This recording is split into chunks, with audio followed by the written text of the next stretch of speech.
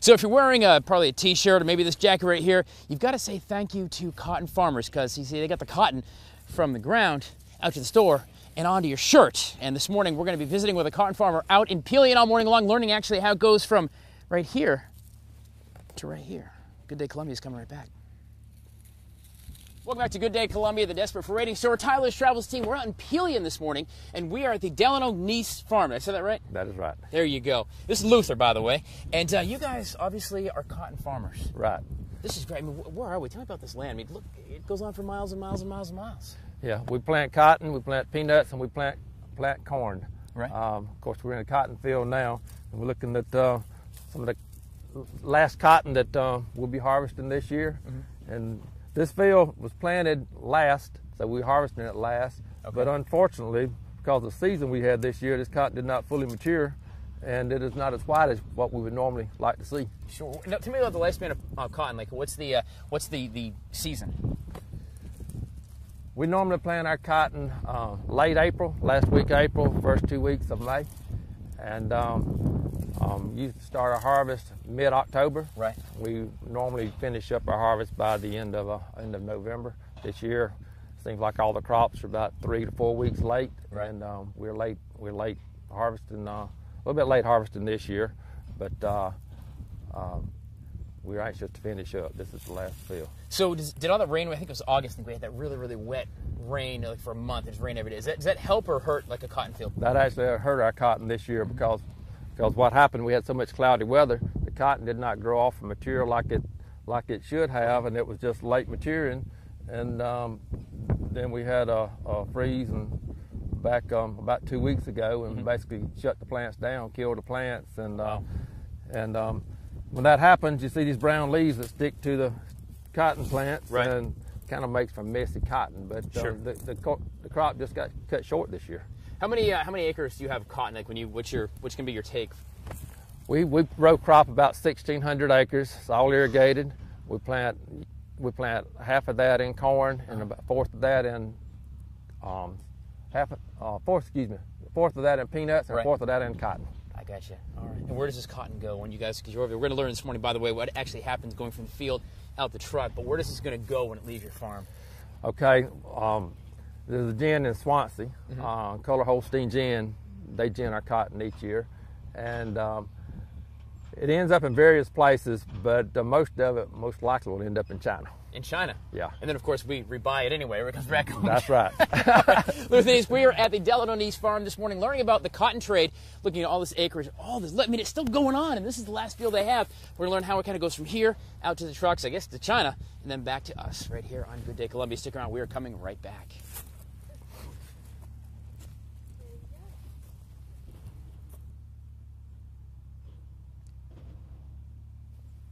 Clear. Beautiful. You know, if you've got 400 acres of cotton you've got to pick, well, your hands might sore, that is for sure. That's why it's a good thing there's now technology in the farmers and how they get the farming from the fields to us. We're going to explore how this big machine works when Good Day comes right back. So I was doing the math in my head. I was thinking, let's see, 400 acres of cotton, 2 hands, that'd be a whole lot. It's a good thing that farmers nowadays have got some technology on their hands. Luther Kneece, the Delano Kneece Farm out here in Pelion, joins us this morning.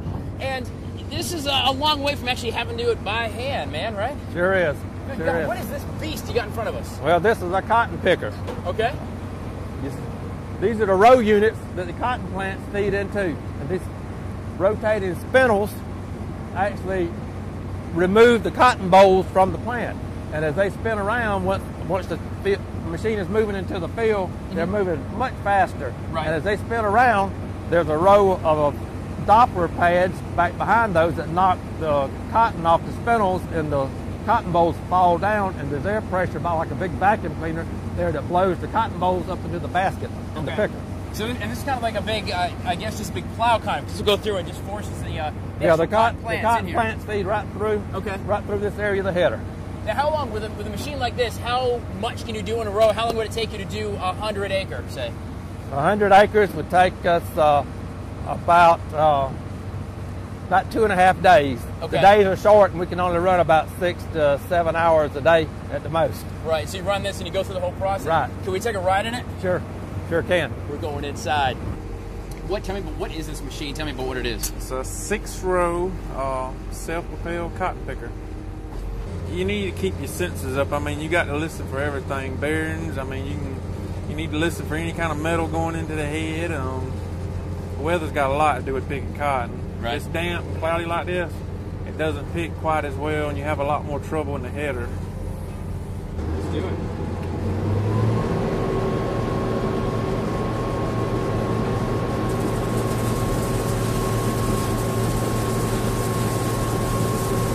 Now with this window, you've got the window here, so you can actually look right down at exactly what you're driving over. It's very touchy as well. I mean, you pretty much, if you get off the road, I'd say more than 3 to 4 inches, those limbs, what we call the outriggers, they'll go up under the header and you'll never even get the cotton off of them. In the old days, you had levers, you had to manually pull and shove. Sure. Those things are a thing of the past. They were old faithful, they never broke, but right. Electronics is faster and you make more time in a day. So the technology really is actually helping you guys be more efficient. Yes, definitely. So technology really is going to play into everything you do in the farming and the ag world for sure. I mean, it's still hard work. Don't get me wrong. Ask Kane. He's going to tell you. But we are learning all about cotton picking this morning out at the Delano Kneece Field in Pelion on this very special farming guide for the city guy, Tyler's Trout. So in Pelion on Good Day Columbia. We will be right back.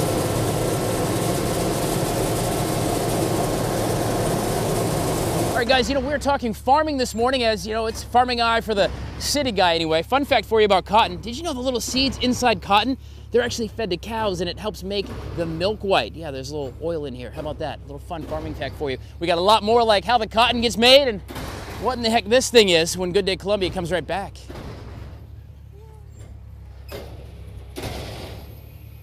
Welcome back to Good Day Columbia. Yes, it is the farming eye for the city guy here on Tyler's Travels. We're talking about farming. It's 3 million people here just in the state of South Carolina that rely on farming. Yes, there actually are people who picked the things we eat, and they raise the cattle we eat, and in fact, they pick the cotton that we're wearing on our clothes, and you're probably sleeping in right now if you're still in bed. Luther Kneece from the Delano Kneece Farm out here in Pelion this morning. We're talking about cotton, all this field, and this is the last part of the season for you. What in the world is this thing here? It's big and loud, and I love it. That's a cotton module builder. Okay. Once we pick the cotton picker dumps usually about 4 bales of cotton each time it dumps into the module builder. Okay. And the module builder packs the cotton into a module, okay, which will, when completed, will hold about 16 to 20 bales of cotton. And then the cotton gin will send a truck out that actually picks these modules up, and right, they're transported to the gin where they will be ginned, and the cotton will be cleaned up. All the foreign matter, the leaves and the sure, stems and the cotton will be taken out, and it will be reduced to bales of cotton, which will be stored in the warehouse, which will be later shipped to the end user. Sure. How big or how heavy is this thing? A module will weigh somewhere in the neighborhood 15 to 20,000 pounds. That's a lot of cotton, Luther, I'm just saying. No, that thing really compacts it too, because I don't see any strings like you see on a bale of hay. No, it packs it really tight. Right. And like I say, once it's at the gin, not only will the gin clean this cotton up, but they remove the cotton seed from the fibers, separate the cotton seed from the fibers, so that the seed can be used for livestock food or used for oil. Sure. And of course, the fibers used for clothes and many other uses. Everything else. Yeah. This is fascinating stuff. I mean, to do this all, just do it again and again and again every season. It's interesting to watch how the earth kind of works for us, That is right. It really comes to the ground. We're learning about cotton picking this morning. Cotton picking is what I'm going to say. As we're experiencing and learning firsthand, getting our hands a little dirty here on Good Day Columbia, learning about the farming eye for the city guy and all of us. How about that? Stick around. There's a lot more Good Day Columbia from Pelion coming your way. Stay with us. All right, guys, we're continuing our, education for the city guy. Yeah, farming eye for the city guy out here in Pelion at the Delano Kneece Farm. And there's a whole reason we're doing it. It's right in the middle of Farm-City Week. We're in it right now.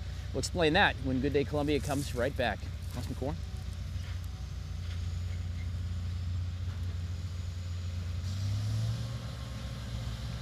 Welcome back to Good Day Columbia. We're continuing our education into Farming 101. Farming Eye for the City Guy, we're calling it on Tyler's Travels. Out here at the Delano Kneece Farm in Pelion, learning all about the cotton trade and all the work that actually goes into putting this jacket on my back and maybe the bed sheets and pajamas you're in right now. But we're actually in the middle. This week is Farm-City Week. Lonnie Reichert, good morning. Good morning. What is Farm-City Week? Farm-City Week is the Friday before Thanksgiving through Thanksgiving Day. It's nationally recognized. It's a week to celebrate the interdependence between the farm and the city and how we rely on each other, and neither one can survive without the other. You know, I wonder, you talk about farming and things, I think sometimes we forget. I mean, I grew up in Vermont, in New Hampshire on a farm. We didn't do fields like this, we hay and stuff. It was a long time ago, and sometimes you forget that every time you pick up a burger and enjoy it, or an ear of corn, or put a jacket on with cotton in it, somebody actually did some work that went into that. Right. Most Americans today are generations removed from the farm and have no idea actually what goes into. So what our committee does is we try to, bring that awareness to everybody of what goes into producing their food, their fiber, their fuels. It's not really a job, it's a way of life. All Lexington County farmers and farmers across our state or across our country, most of them were born doing this, and it's just what they do. Sure. And they love it and have a lot of passion for it, and we just want everybody else to feel that passion and know exactly what all goes into it. And I would say, as far as Farm City and the interdependence between the two, Lexington County is a very great example of how that works well here, because we're a very urbanized county, but we're also one of the top ag producing counties in the state as far as gross receipts, and it works really good here in Lexington County. And I think it's interesting too, you kind of mix the two worlds, because there is technology. We're learning about, in that cotton picker, the technology it's in. They're learning that it's actually run by GPS that helps. All that technology makes you guys more efficient. It helps produce more food, better food. I'm assuming you can get it done quicker, and just continue to process the food out. But technology really kind of mixes in, more than just the old pickaxe and things like that, using tools. Yeah. A lot of people probably still have the idea of the farmer as the old man in overalls driving the tractor, and it's not that way anymore. With all the people in the world, farmers have to be more efficient. We produce more with less. We do that through technology. It's a very highly technological process. Stuff. All right, well, Farm City Week going on. We're going to put links for you, by the way, at watch.com. Farm City Week, so you can kind of get involved, learn a little more. And over the next year here on Good Day and WACH Fox, we're going to be learning more as we celebrate farmers with the Farming Eye for the City Guy program. And we're going to learn all about farming and different areas and all the things that these men and women do, so that makes our life a little bit easier. So thank you so much for that. Thank you, Tyler. Thank you very much. Guys, stick around. There's more Good Day Columbia on the way. Don't move. Enjoy the cotton you're wearing.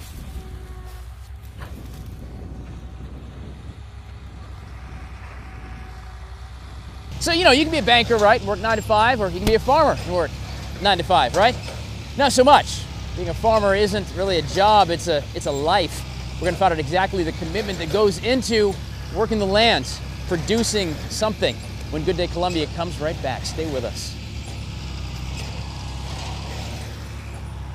Welcome back to Good Day Columbia, the Tyler's Travels team. We're in Pelion at the Delano Kneece Farm here. It truly is a farming eye for a city guy experience for me. Hanging out with Luther, we've been learning about cotton all the way from the field to how it gets processed and even the technology that goes into it. But one thing I've learned in talking with you and Kane is it's not like a 9 to 5 job. This is your life, not even lifestyle. This is it. No, we have long days. We start early, and we normally do not stop until after the sun goes down. Real late, no right? matter what the weather. It's always long days, and it's not Monday through Friday. It's Monday through Saturday. Sure. We don't work on Sunday, but it's Monday through Saturday. Yeah, that's what Kim was saying. Yeah. And you go to church, of course, on Sundays. Right. He said, I'm thankful for a couple hours on Sunday with the family. And funny thing he said, when we were riding in the truck with him, he said, my wife loves it when it rains because she actually gets to see me. That's right. That's the only thing that slows us down. But there's always work to do that we have on our list for those rainy days. So you never get caught up. There's always work to do. What do you guys do? So once you get this done, a couple of days, you're going to go ahead and harvest all this cotton.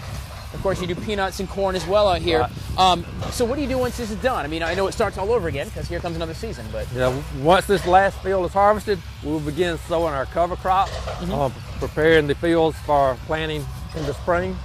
So we will go in these cotton fields, and we'll go into the corn fields where we will plant peanuts the following spring. Right. We will sow wheat as a cover crop.